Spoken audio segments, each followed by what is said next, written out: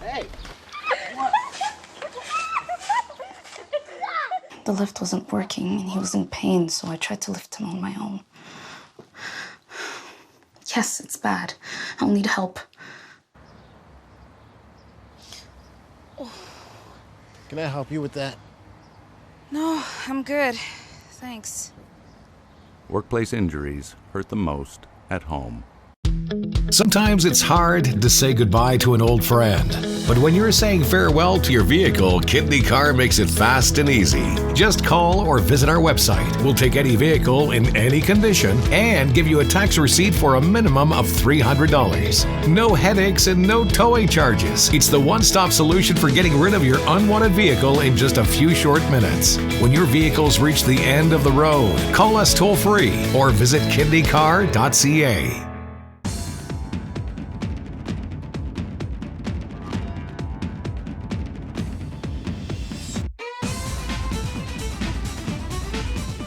Everybody, my name is Jason Piercey, and this is Out of the Fog. Really interesting show today. John Sheehan, comedian and survivor of a stroke, is going to tell the story about how he lost the use of the whole side of his body, and then everything was cool. And then we're also going to talk to a really interesting and well-dressed young man named Payam, who is an engineer and an artist, and I heard a really good poker player. All that right after this break.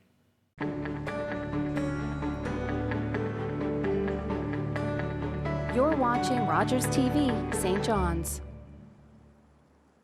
Hi. Could you do me a favor? Could you meet me at Temple Tube Station?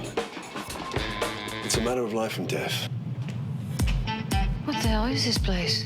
It's a clinic for people who don't want to go into the system. Criminals. Everybody find somebody. I can take your pain away.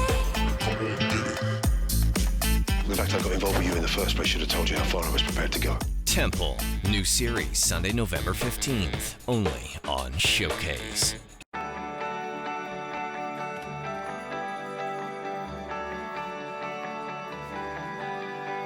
This is Rogers TV.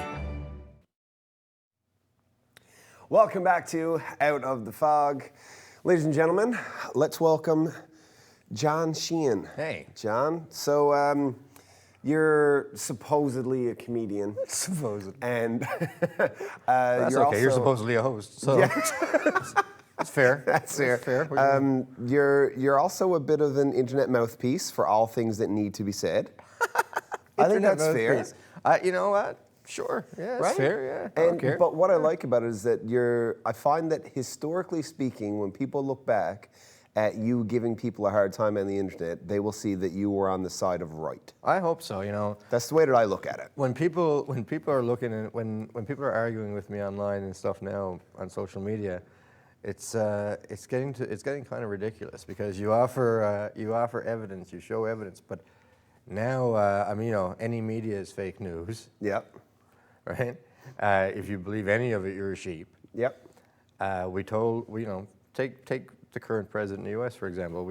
We said he was lying. We were called libtards. The press said he was lying. He said they were fake news, so all of them started saying it was fake news. Then the fact checkers say, no, the media was right. So the president said, no, the fact checkers are just liberals. So people said the fact checkers are just liberals. And ironically, we're the sheep. So it's really weird. It's a weird time. And all these tough guys love Trump, and he's never, I don't know if he's ever worked a day in his life. No, it's really ironic. Not. It's really weird to me. Yeah, but interestingly enough, and now none of this is what we're here to talk about. No, but interestingly enough, I mean, you talk at people for a living. Yeah. So I mean, have you really worked a day in your life either? Interesting from the guy over there and sitting comfortably in his docks. So let's see hands. You know what? I worked many 12-hour shifts at many fish plants, and I worked in retail for God knows how many years. I worked at 24-hour bingo. Don't ever do that. No. And And you also worked really hard to get the right-hand side of your body working again when you had a stroke out of nowhere. Nice segue. That was a good segue. It was really Well, smooth. what am I going to do? It was really smooth. It flowed. It was good. It's very natural. Yeah, So- stroke of genius. Yeah, womp womp. Yeah. So a part of your brain died, and then like you came Well, back from obviously it. you have a good handle on what a stroke actually is. A little bit. I like the medical terminology you're using. You yeah. know, it's you might want to dumb it down for the layman. But yeah, no. Yeah, tell me a story. What happened, man? You know what? It was Monday morning, the 6th, I believe it was. I had just brought my girlfriend Tracy to work. I came home, sat down on the front step with the dogs for a few minutes. It was a beautiful morning. And, you know, I was only there for a few minutes. I stood up and I felt a bit off balance, which I thought was strange, but I was just sitting down for a little while, maybe it's nothing. But right away, my arm started to go numb. And I knew that I had done nothing that morning to cause a kind of pinched nerve or anything that would explain. There was no injury. There was no injury, right? I wasn't doing anything that morning. So the first word, that popped in my head was stroke, because there was no other thing I could come up with. And now, would you have had any education prior to this to lead you to believe? Because what I would like to come out of this conversation is people to recognize scattered warning signs. So is there anything that you knew that made you think stroke that you had sure, seen yeah. or Well, I heard? mean, my mother passed away 4 years ago from stroke. Well, there you go. We have a high history of it in the family, and I've been dealing with my own high blood pressure issues. But we've had it under control for about a year or so, the high blood pressure. So, but again, I wasn't thinking about that at the time. I was just thinking, there's no reason for this to be happening other than stroke. Okay. And so I called it to my daughter. She lives with us. She's 19. I said, come up. And I said, look, don't panic, but I'm having a stroke. You need to call an ambulance. And she did. She was clear, concise, answered all the attendants' questions before they got there. I called Tracy at work and said, you need to come home. There's something going on. I'm having a stroke. And so she was on the way home and she called an ambulance. Luckily, there was only one ambulance showed up. We cleared that up before they got there. But Because that's a bill you don't need to pay twice for. I don't need to pay that twice, no. But when the paramedics got there, they were great. They checked me out, but my arm had come back to life at that point. And my leg was fine. So I thought maybe I'd pinched a nerve after all, or maybe there was something, I don't know.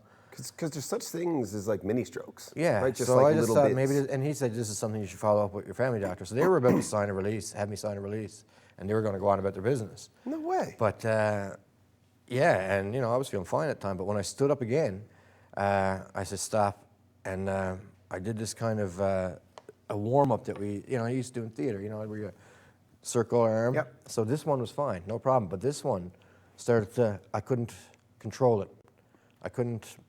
The feeling wasn't there like it should be.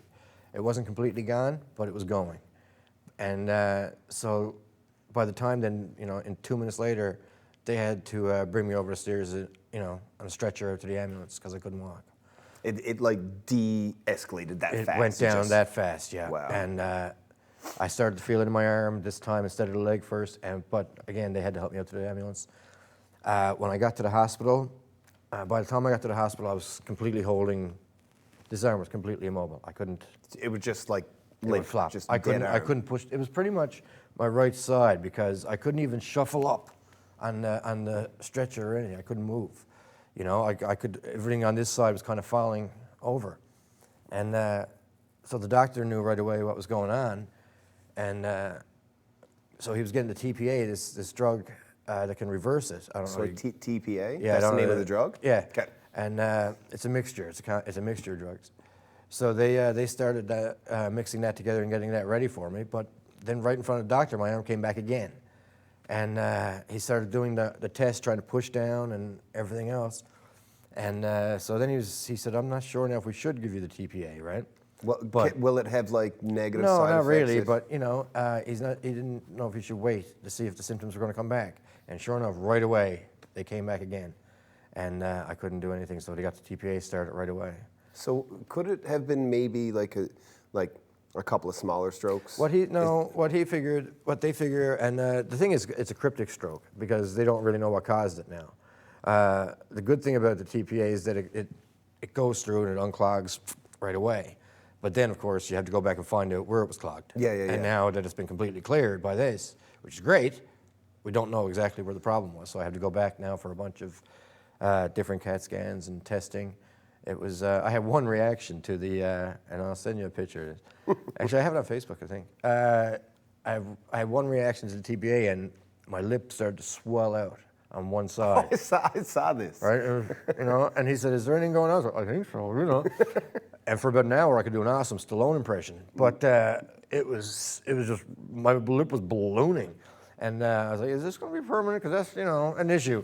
And with speech, with eating, and no. Anyway, that was just a side effect of the TPA. It faded away after about an hour, and then my strength came back. I was, it was able to completely reverse it. So I guess timing is a big part of that. Timing is it, man. If I had shook it off, or if I had tried to go back to sleep, you know, because when I drop her off, sometimes it's 8:30 when I come back, I'll lie down, I'll watch a bit of TV, I'll fall asleep for an hour. You know, if I had done that, it might have been too late. You've got a 3-hour window, 4 tops before there's damage that can't be undone from a stroke, or that will take years of rehabilitation to get better from. Yeah, I was lucky in that from the time of onset to the time I was on the drug was probably less than an hour. So I was in the optimal time window because I knew the signs, because I knew what was going on. And that's what I've been trying to stress to people. And if I've been overloading Facebook or social media with it, it's because, I said it before, if it seems like I'm stressing it too much, it's because I can't stress it enough. Yeah. And, you know, I'm only 46. And people think that's young, but there's no real age bracket for stroke. I don't know if you know Erica Norman, girl from, she's from St. John's. She lives down in Indiana. She's 30 now. She had a stroke when she was 25. Wow. She's, and I think there was an article done on her. I think there was some news media done on her at the time here. So that was 25, you know, and so I've been speaking to her every now and again since my incident. And other people have been coming forward. One young fellow was 26 when he had a stroke. Wow. He went into the hospital, and unfortunately he had been drinking that day, and they thought he was drunk. But he knew that there was something wrong with him. He knew what he was like when he was drunk, and he knew there was something else going on. But they thought he was drunk. And you know, now after 5-6 years of rehabilitation, he's about 80%. Wow. You know, I'm lucky that I got out of it the way I did. Yes, you are. Mm-hmm. But it's not just luck, because you did really have the isn't. knowledge to understand and to recognize. And there was a lot of well executed. You know, the ambulance attendants knew exactly what they were doing. They were calm. My daughter called. She was calm. I knew what was going on. And the way I stay calm is I make jokes. So I was doing that for most of the day, you know. And speaking of which, I mean, you had a show just after you got released, hey? Yeah. I didn't and I can just it. imagine what that's like, because everybody who's in the audience for John Sheehan's show will have known that you were just in the hospital, because it was only a couple of days. It was only a week after. Exactly. So they would have known. And I can just imagine sitting there being like, well, I mean, what are we getting now? I paid whatever for the ticket, and I know what I'm expecting, but who am I getting now? Or whatever. Like, how do you? So no, because that was him, not me. I know, he did that. But I did it. I did it because I know you sent me a clip. I didn't do that. My clip was. I can't even. I don't know if I can say my clip on. Yes, don't swear. Okay, well look. All right. I went out, and first thing I said was, "So how are you guys doing?" And you know, I said, "Look, I had a stroke 2 weeks ago. It was." And, you know, I'm not proud of everything that I thought during that time. And I found myself alone in the bathroom trying to wash up a little bit before the ambulance got there. And my arm was going completely numb. And I looked down and I thought, you know, it's going to be a few minutes before the ambulance gets here. I might literally never get this opportunity again. I don't know if my arm's going to come back to life. I don't know what's going on. So, you know, take advantage of an opportunity, I guess. I think I'm a fan of laughter as the best medicine. And unless you're diabetic, in which case insulin or McDonald's. Pretty well, it's insulin, yeah. But I think there is some truth to it, for sure. And a situation that's like too bad to make a joke about is like a disease that's too hard to cure. You know, people said you can't make fun of stroke. Well, I can't make fun of your stroke. I can make fun of mine if I damn well please. Exactly, it's yours. It's mine, right? What's up next for John Sheehan Entertainment? You're doing the Halifax Comedy I'm Festival? headed to Halifax for the Halifax Comedy Festival. It's an Atlantic Bubble Festival. As far as the Newfoundland contingent goes, it's basically this hour is 22 minutes and me. So it's I'm looking forward to it. And I've got the Hubcap Comedy Festival coming up in Moncton, which is in February. Beyond that, it's just seeing what's going to happen in the fall as far as corporate shows. Yep. I don't mind doing Zoom shows. A lot of people hate it, but I mean, geez, I've only done a couple, but one I did was for, I had to do a Zoom show at 10 o'clock in the morning. I had to stand in my living room with the dogs just, and my dogs, if a blue jay farts in the backyard, my dogs go nuts. So I had this Zoom thing with 16 students graduating on the coast of Labrador. At 10 a.m. I had to stand up for about 40 minutes. That's interesting. And it was fun. Yeah. It was fun, Yeah, but you're adaptive. Well, I mean, I had just found the ideal audience back in March. I had just done a seniors tour, and they were fantastic, loved it. And then this COVID thing comes out and targets the very audience I had just found. Oh, just my luck, right? Just my luck. Okay, that's enough of this before you get yourself in trouble. Thank you so much for coming out. And we're going to put some information up here so that people know where they can go find warning signs of stroke and where they can look up John Sheehan Entertainment on Facebook. Thank you very much, buddy. We'll be right back after this. All right, girls.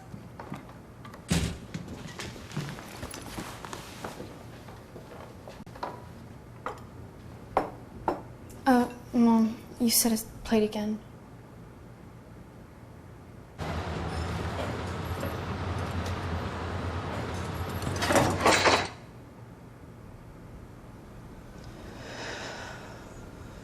Workplace injuries hurt the most at home. When I get up in the morning, the first thing I do is put on my yarn. Jaylen's been able to have the prosthetics and have the support that she needs because of the people who donate to the war amps. My arm helps me to pick flowers. She can do things on her own. She doesn't need someone else to do it for her. I love all the pretty colors of flowers, but yellow's my favorite color. Welcome back to Out of the Fog. Let me introduce you to a well-dressed and incredibly interesting man. That's a good introduction. That's beautiful. Yeah. Can you do it again? I really enjoyed it. Just in case Mom was watching. Well-dressed and interesting and handsome, Mom. This is Payam. Pleased to meet you. Thank you for coming out. Thank you for inviting me. Of course. So here's why this is so interesting, because my formal education, not a lot of people know this about me who watch Out of the Fog, but my formal education is in psychology. So that's what I studied. That's where my degree is. You moved here to go to school to study to be an engineer. Yes. Correct. What type of engineering are you studying? Mechanical. Mechanical engineering. Okay, so that's very engineering. Yes. Right? Like on the scale of all the different engineering types of people. Yeah, I'm very into that nerd part of the engineering exactly, part. Right? Yeah. So that is a lot of the parts of a brain that make somebody good at engineering typically don't also exist in the same brain that makes them paint pretty pictures. Yes, I agree. Right? And that's the thing. It's totally maybe you can say two different realms from the type of analytical kind of thing and then the creative kind of thing. And it's good especially if you're in engineering and design areas and stuff. It's good to have that kind of creativity. Yeah. But it comes to art in general, like visual art or anything related to being completely out of the box kind of thing. I think it's more like the other part than analytical. So let's talk a little bit about your story. You come here to study, to become an engineer. You're from? Iran. Iran, yeah, okay. So maybe Mom might not be watching back in Iran, and if she is, then good for you, Rogers. Yeah. That's pretty cool. Yeah, I'll send them the link. Send them the link. So tell me the story of how you ended up, because you submitted to the Arts and Letters competition, which is a big thing. So tell me the story of how all this happened. What happened is, since childhood, I loved drawing and painting. I was 10 years old at the like a kitchen table, like they were like trying to set a table. I saw a steel jar. I was like drawing it. Like my dad was looking at it. What is this kid doing? Like he's drawing a steel jar. Like everything I want to do, draw and paint. So he sent me to some like classes. Just like during high school, I was just doing painting, oil painting, just for fun.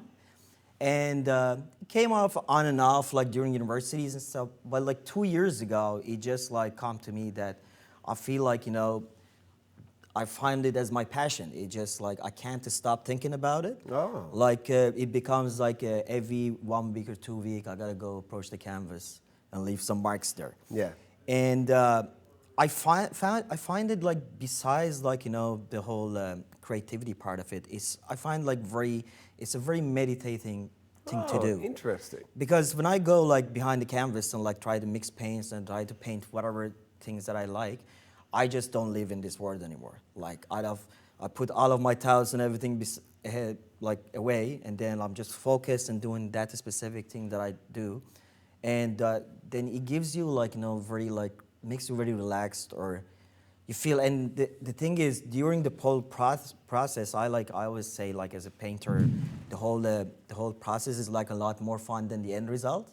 Oh, yeah. Yeah, but the end result, like you end up with something that you just created out of nothing. Yeah. So it gives you that kind of satisfaction too. So I get it. Yeah, and then like during this time, I was like doing it, like then I got so much into it. Then it became my passion. Now I'm addicted to it. I can't put it aside. Like if I'm for 2 weeks, 3 weeks, I go without painting, I know something is wrong. Like, you're itching. Yeah, you're like yeah, a drug addict. You just gotta get back into it.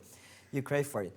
And I think, like, you know, I'm lucky that I found that thing about myself, because like majority of people, they just go live life and then they don't find out what they're truly passionate about. Ah, yeah. And then now that I find it, I'm like, I'm not leaving it alone. I just like, anytime, like per week, I'll normally put like Sundays aside, just do paintings. Now, like I'm starting teaching to my friends too. Oh, cool. I'm bringing them into like this visual world that I'm living. You do like a little wine and paint night where you and all your buddies sit down and sip wine. And actually, yeah, a couple of my friends, they even approached me and said they see like what I'm doing. Like I posted like some teaching videos, like, you know, and they said, yeah, we want to learn too. And now it's expanding, like, you know, something that I started just for myself in my basement, like, you know, in my caveman, like, no painting and stuff. And now it's becoming, besides a hobby, it's becoming something to really pursue. Sure. And how does that affect school, though? It is actually, it doesn't affect it that much. It has its positive effects, because like I go like in the weekend, just do relax, and then come paint, and then come back and do the school. But for good thing that you mentioned, because I have that thought in the back of my head that I'm gonna like graduate, do engineering, but eventually I have to be invested somehow in my passion. So that's why from 2 years ago I started, like, you know, becoming more active in the art market, becoming like, you know, a part of like group exhibitions here, like in Eastern Edge Gallery, like trying to, like, you know, go after competitions like this Arts and Letters of Art. Last year I got lucky to win this senior division for visual art. I mean, it was really, I think it's really kind of you to say that last year you got lucky. See, if I painted something and submitted it to an Arts and Letters competition and I won, that would be lucky, because I'm no good at it. But if you win, that's not luck, that's talent. I got pretty much confidence in my work too. But the thing is, I've gone to galleries. I'm in like contact with other artists too. We got lots of brilliant artists in Newfoundland. And even like you go to good big galleries here, they say that we're working with too many artists. We can't like accept any new artists. Yeah. Like too many talented artists in different disciplines in Newfoundland, and I find like these provinces, they're like they're very like, you know, creative. So do you have local favorites? Do you have people who are here that you're like, wow, I just love what this woman or man does? Oh yeah, I got a couple of local favorites.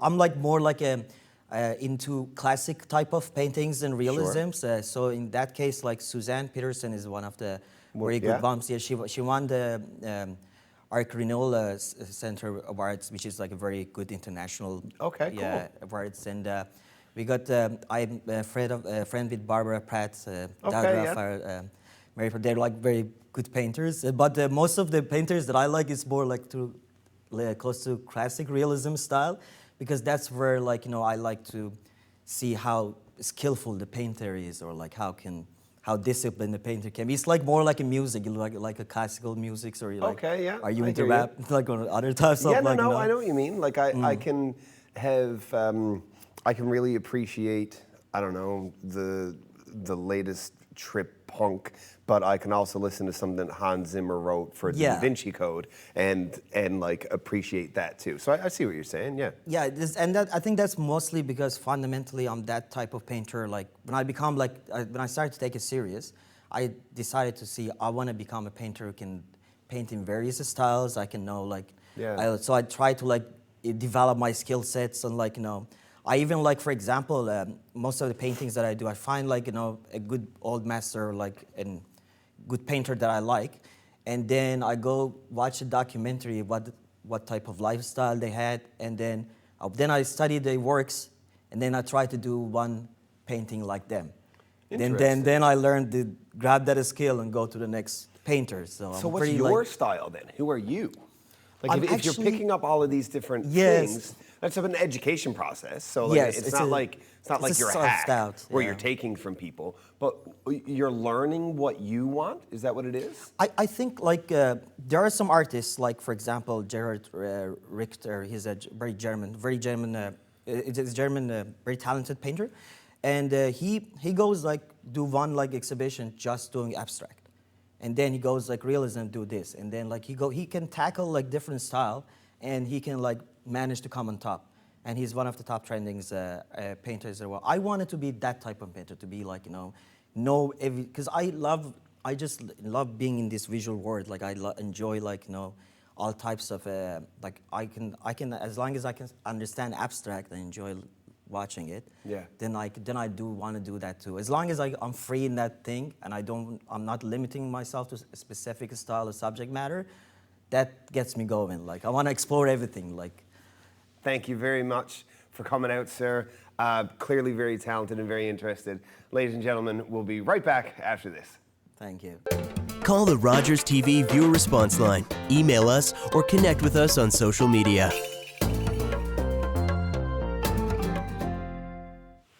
Okay, so here are 4 things that I learned on this show today. 1, learning signs of a stroke will save your life.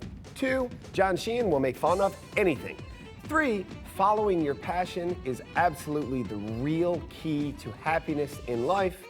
And maybe most importantly, number 4, whenever you're making a local television show, you should always bring a spare shirt. Because sometimes you spill your coffee all over yourself, and then there's no continuity in the show because I wore 2 different shirts. But it was a good episode. I hope you had fun. We'll see everybody next week. Bye. Call the Rogers TV viewer response line, email us, or connect with us on social media.